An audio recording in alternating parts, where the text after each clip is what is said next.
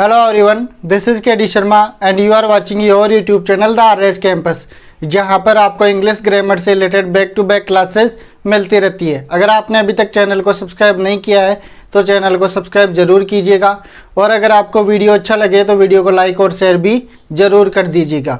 और आज की क्लास में हम नाउन एंड द केस के बारे में पढ़ने वाले हैं कि इसकी क्या डेफिनेशन है, इसके कितने प्रकार है, इसका यूज कैसे होता है, इसके बारे में डिस्कस करेंगे। तो चलिए आज की क्लास शुरू करते हैं। तो सबसे पहले हम बात करते हैं कि आखिरकार केस होता क्या है। तो केस का हिंदी में मतलब होता है कारक, और कारक दो नाउन्स को जोड़ने का कार्य करता है, दो नाउन्स के बीच में संबंध बताता है, एक नाउन का दूसरे नाउन के ऊपर अधिकार बताता है। ठीक है, जैसे डेफिनेशन देखते हैं, the relation in which a noun stands to some other words, मतलब वह रिलेशन जिसमें नाउन का किसी अन्य शब्द से संबंध हो, और the change of the form by which this relation is indicated is called case. यह संज्ञा के उस रूप का परिवर्तन जिससे यह संबंध इंडिकेट करता है, इंगित करता है।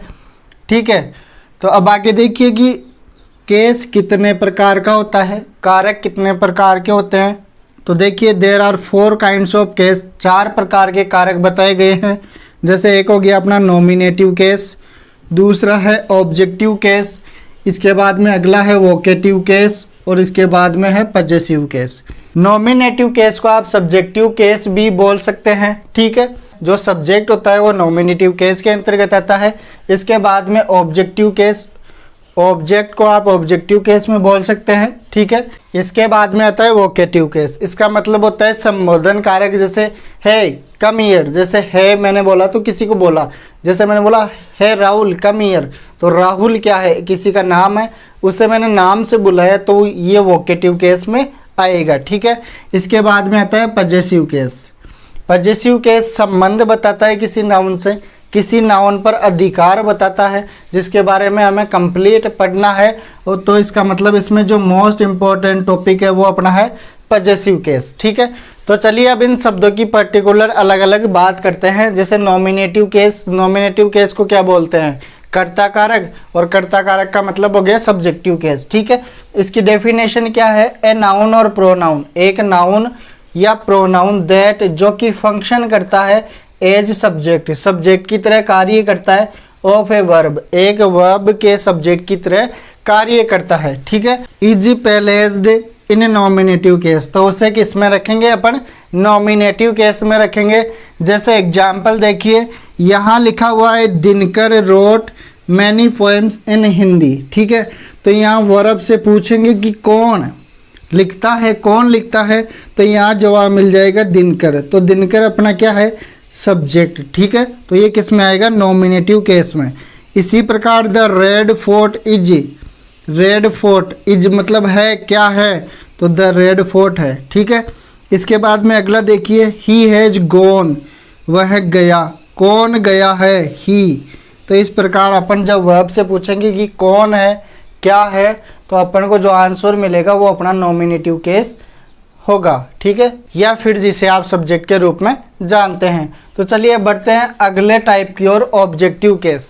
अगला अपना है ऑब्जेक्टिव केस। ऑब्जेक्टिव केस क्या होता है, ए नाउन और प्रोनाउन, एक नाउन या pronoun that functions as object, जो ऑब्जेक्ट की तरह काम करता है, ऑफ ए वर्ब, एक वर्ब के ऑब्जेक्ट। ठीक है, is placed in objective case, उन शब्दों को कहाँ पे रखा जाता है, ऑब्जेक्टिव केस में। जैसे अपने सेंटेंस की सीक्वेंस होती है सब्जेक्ट, वर्ब और ऑब्जेक्ट। ठीक है, वर्ब से पहले क्या आएगा, सब्जेक्ट आएगा, और वर्ब के बाद में क्या आएगा, ऑब्जेक्ट। तो हमें वर्ब ढूंढनी है, वर्ब के आगे आने वाला जो शब्द होगा वो अपना ऑब्जेक्ट होगा। जैसे हेल्प्ड यहाँ पे वर्ब है तो इसका ऑब्जेक्टिव केस क्या हो जाएगा, राहुल। ठीक है, इसके बाद में ये टीचर, यहाँ पे टीच वर्ब है तो इसका ऑब्जेक्ट क्या हो जाएगा, हर। ठीक है, तो हर क्या है, ऑब्जेक्टिव केस में है।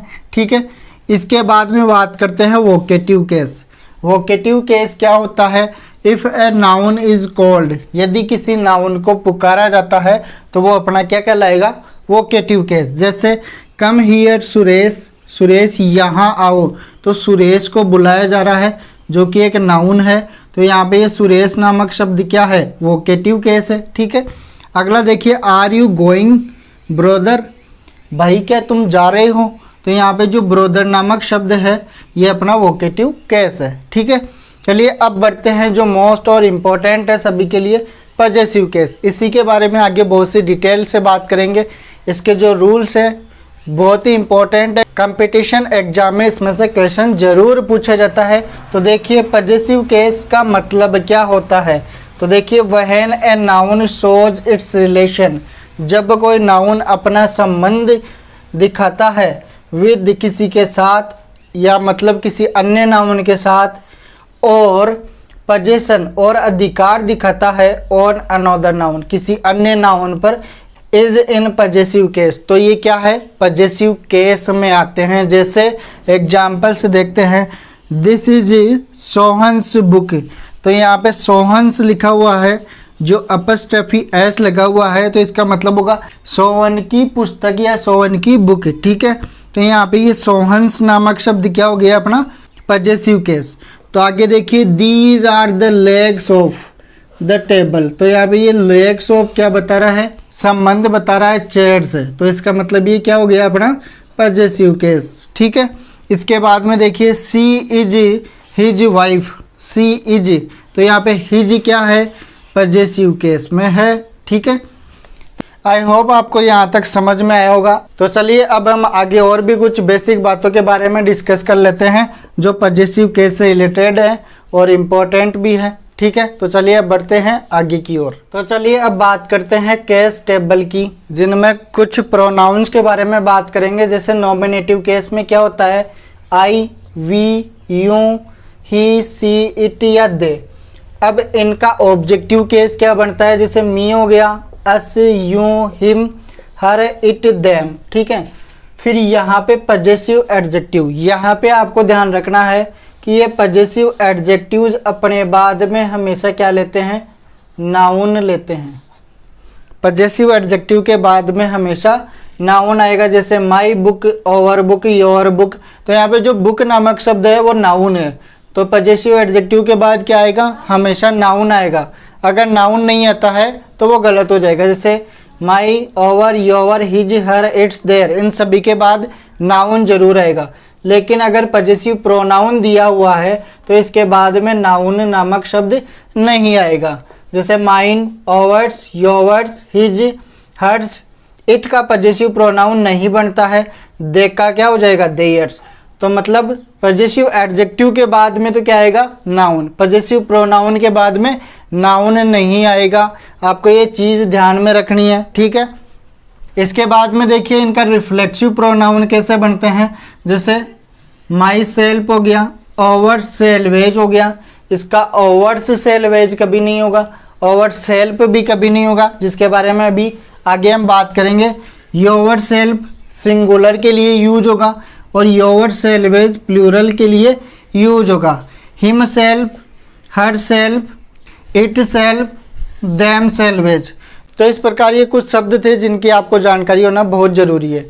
अगर आप इसका स्क्रीनशॉट लेना चाहिए तो स्क्रीनशॉट ले सकते हैं। ठीक है, अब हम बात करेंगे कि इन शब्दों में क्या क्या गलतियां मिल सकती है, क्या क्या गलतियां हो सकती है। तो चलिए बढ़ते हैं आगे की ओर। चलिए अब देखते हैं इनमें क्या क्या गलतियां हो सकती है। जैसे माई सेल्फ है तो इसको माइन सेल्फ कभी नहीं लिखेंगे।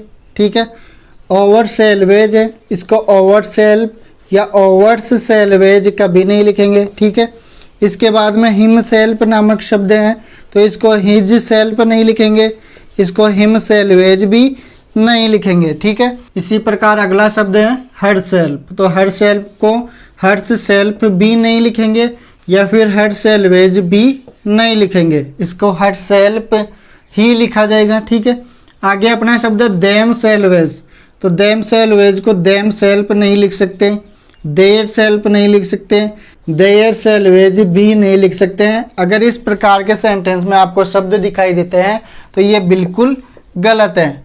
हर सेल्फ का हर सेल्फ ही रहेगा, देम सेल्वेज का देम सेल्वेज ही रहेगा, माई सेल्फ का माई सेल्फ ही रहेगा, ओवर सेल्वेज का ओवर सेल्वेज रहेगा, हिम सेल्फ का हिम सेल्फ ही रहेगा।